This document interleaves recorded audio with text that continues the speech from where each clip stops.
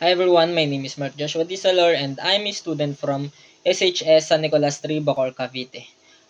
The strand that I took was HUMS or Humanities and Social Science, and I'm grade 11 student, advisory class of Ma'am Glycel Beltran. My hobbies or passion is playing basketball, singing, and rapping.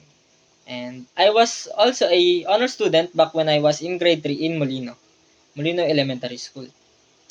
And the main reason why I choose the Hume strand because I want to be a seaman. I should have enrolled in PMMS but I was late in enrolling. That's why I enrolled in San Nicolas 3. And as time went on, I realized I want to study a new course. It's either educ or psychology. I don't know.